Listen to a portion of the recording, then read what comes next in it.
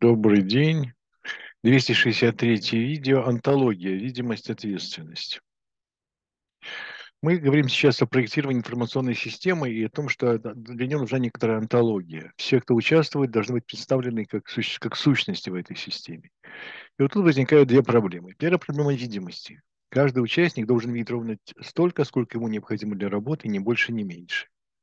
И вторая проблема – это проблема ответственности. За каждый объект в системе должен отвечать ровно один человек. А если того нет на месте, то ровно один из оставшихся и так далее, и так далее.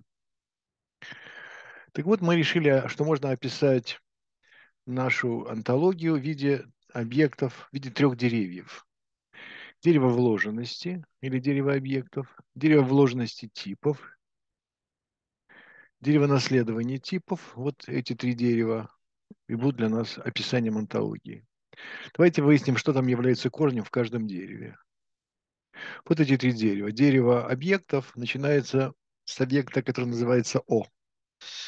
Вот. От него растет все остальное дерево. Дерево типов начинается с типа объект. И вот объект О как раз находится внутри этого типа объекта. Все остальные объекты унаследованы от этого типа объект, поэтому они обладают его простейшими свойствами. Вот. Специальный объект с кодом О, пустым именем типа объект. Поскольку все объекты унаследованы от типа объект, то они обладают четырьмя полями. ID – это поле, которое содержит сквозной номер для объекта в системе. Все объекты имеют уникальные номера. Второе поле код – это краткое название объекта латиницей. Третье поле – наименование, длинное имя, можно пробелать, можно кириллицей. Ну и четвертый тип объекта. Все объекты, живущие в системе, имеют эти четыре поля. Проблема видимости. Вот если пользователь имеет свой пароль и может войти в систему, то он оказывается в определенной вершине дерева объектов, в себе самом. Дерево это открывается вниз, но оно не открывается вверх. Поэтому такой пользователь видит все объекты, которым он хозяин, прямо или косвенно. Эти объекты он может изменять и даже удалять. А за пределами своего поддерева такой пользователь не видит, ничего не видит. Вот пример. Вот пользователь Елена вошла, это общее дерево, в которое вошел объект О маленькое, видит все, в том числе видит Елену. Но Елена вошла отдельно на другом компьютере, и вот дерево, в котором она находится корнем, и видит все, что внизу. Вот то, что вот здесь видит и О, и Елена, а то, что выше Елены, видит только О, а Елена не видит. Это не ее область видимости.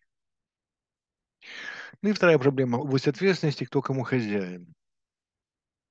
Если у вас информационная система есть, то у каждого объекта должен быть хозяин. Вот администратор же посмотрел базу данных и увидел документ. Ему кажется, что документ этот испорченный, или он устарел, или не нужен.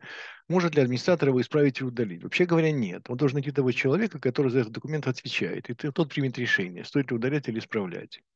В типичной системе есть масса документов без хозяина. В нашей системе каждый документ один узел в дереве, и поднимаясь от узла к корню, мы непременно наткнемся на пользователя. Первый такой пользователь и есть хозяин документа.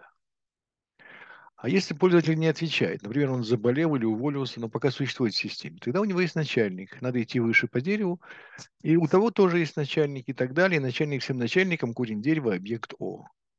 Так проблема бесхозного документа решается всегда, и притом в несколько ходов. Э, Тут возникает такой феномен, который я называю прозрачность. Начальник может просматривать все документы своих подчиненных, исправлять их и удалять их. Правда, не все подчиненные в жизни с этим согласны, но такова природа иерархии. Неудобство прозрачности для подчиненных компенсируется абсолютной управляемостью системы. Даже если почти все уволятся, все документы будут иметь своих хозяев. Ну и права доступа к конкретному документу обычно в обычной типовой системе на нее все время отвлекают администратора. Дайте больше прав, дайте меньше прав. В нашей системе проблема прав доступа решается автоматически. Ну вот и все на сегодня. Продолжение следует. До новых встреч.